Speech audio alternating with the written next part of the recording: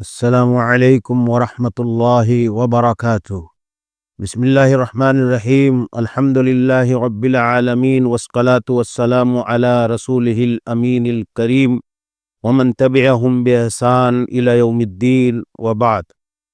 عن سفیان بن عبد اللہ الثقفی رضی اللہ تعالی عنہ قال قلت یا رسول اللہ قل لی فی الاسلام قولا لا اسأل عنہ بعدک، قال قل آمنت باللہ ثم استقم۔ ناظرین گرامی، ایک چھوٹا سا جملہ ہے۔ رسول اکرم صلی اللہ علیہ وسلم کو اللہ تعالی نے جوامع الکلم بنایا تھا۔ چھوٹے سے جملے میں بڑی باتیں، معنی خیز باتیں، ایک چھوٹے سے جملے کا معنی، مفہوم، اس کی معنویت اور جامعیت بہت عظیم ہوتی تھی۔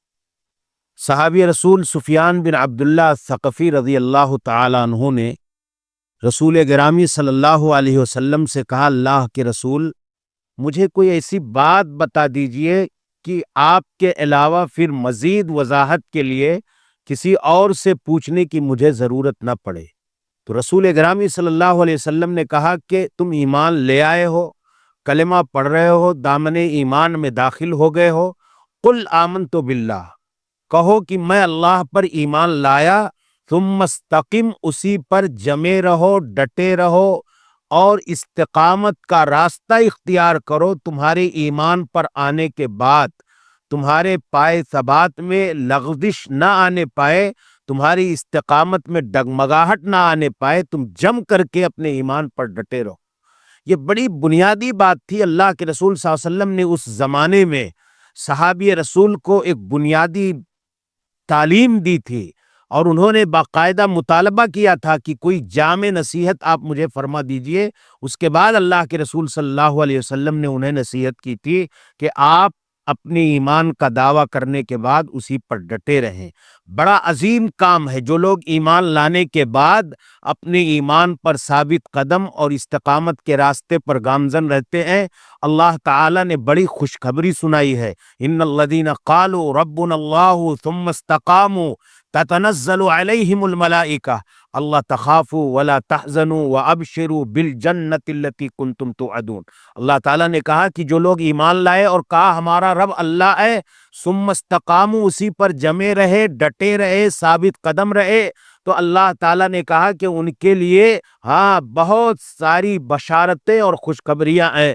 تتنزل علیہم الملائکہ، ان پر اللہ رب العالمین کے فرشتے نازل ہوتے ہیں کہ وَأَبْشِرُوا بِالْجَنَّةِ الَّتِي كُنْتُمْ تُوعَدُونَ، ان کو جنت کی بشارت سنا دی جائے۔ وَلَا تَخَافُوا وَلَا تَحْزَنُوا، اللہ تعالیٰ نے کہا کہ جو ایمان لانے کے بعد ڈٹے رہے، نہ وہ خوف کے سائے میں رہیں، نہ وہ گھبرائیں، نہ کسی غم میں مبتلا ہو۔ اور اس کے علاوہ بھی اللہ تعالیٰ نے بہت ساری بشارتیں سنائی ہیں۔ ناظرین گرامی، آج صورتحال جو ہے، آج ہمارے سماج میں، ہمارے معاشرے میں، ہماری سوسائٹی میں، ہماری ریاستوں میں، ہمارے شہروں میں مسلمان ہو کر کے لوگ مرتد ہو رہے ہیں، ارتداد کے راستے پر جا رہے ہیں، انحراف کے راستے پر جا رہے ہیں، اپنا دین چھوڑ کر کے کفر کے راستے پر جا رہے ہیں، اور ایمان پر استقامت کا راستہ چھوڑ کر کے ارتداد کی راہ اختیار کر رہے ہیں۔ ایسی صورتحال میں ہمیں استقامت کی اہمیت کو جاننا چاہیے کہ ایمان کتنی عظیم شے ہے، متاع ایمان کتنا گرا مایہ اور قابل قدر اور قیمتی ہے۔ اس پر استقامت کا راستہ اختیار کرنا، جمے رہنا اور اس کی حفاظت کے ساتھ اس دنیا سے جانا، اس کی فکر مندی کے ساتھ جینا، یہ بہت بنیادی ذمہ داری ہے، اور اسی کی تعلیم اللہ کے رسول صلی اللہ علیہ وسلم نے دی تھی کہ ایمان لاؤ اور مرتے دم تک اپنے ایمان اور اسلام پر جمے رہو، ڈٹے رہو، قائم رہو، ثابت قدم رہو۔ یہ ان کو اللہ کے رسول صلی اللہ علیہ وسلم نے سکھایا تھا۔ تو اس لیے ہمیں کسی بھی حال میں اپنے متاع ایمان سے سودا نہیں کرنا چاہیے، اور اپنے دل میں یہ بات راسخ اور پیوست کر لینی چاہیے کہ دنیا کی ساری چیزوں کے مقابلے میں ہمارا ایمان یہ ہمارے لیے سب سے قابل قدر اور قیمتی سرمایہ ہے۔ متاع ایمان سب سے بڑا سرمایہ ہے، متاع ایمان سب سے بڑی دولت ہے، ایمان اور توحید کائنات کی سب سے بڑی پونجی ہے۔ اسی لیے دیکھیں گے آپ تو صحابہ کرام نے اس کی حفاظت کے لیے قربانیاں دی۔ آپ دیکھیں صہیب رومی جب ہجرت کر کے مدینہ طیبہ آ رہے تھے، مشرکین مکہ نے ان کو بہت ستایا، بہت ٹارچر کیا، بہت ظلم کیا، ان کا مال و ملال، درہم و دینار، ان کا سارا سب کچھ سرمایہ ان سے چھین لیا اور انہیں تنگ کر رہے تھے۔ کہا سارا مال تم نے یہی کمایا ہے، نہیں آنے دے رہے تھے۔ کہا کہ پھر کیا چاہتے ہو تم لوگ؟ کہا کہ تم اپنا مال یہی کمائے ہو، چھوڑ کر کے جاؤ۔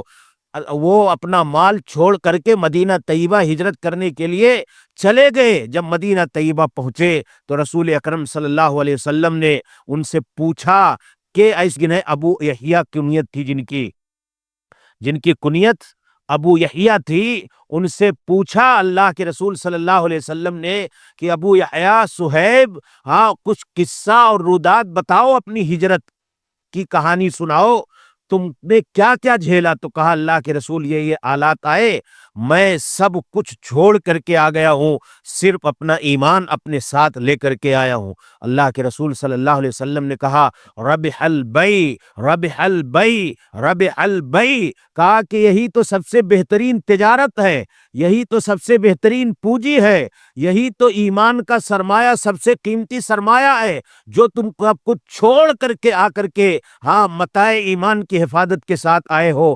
تو میرے بھائیوں، یہ ایمان کی دولت، ایمان کی پونجی، ایمان کا سرمایہ، یہ بڑی عظیم ترین دولت ہے۔ اگر ہم ایمان پر ڈٹ گئے، ایمان پر جمے رہے، تو دنیا اور آخرت دونوں جہان میں ہمارے لیے کامیابی ہے۔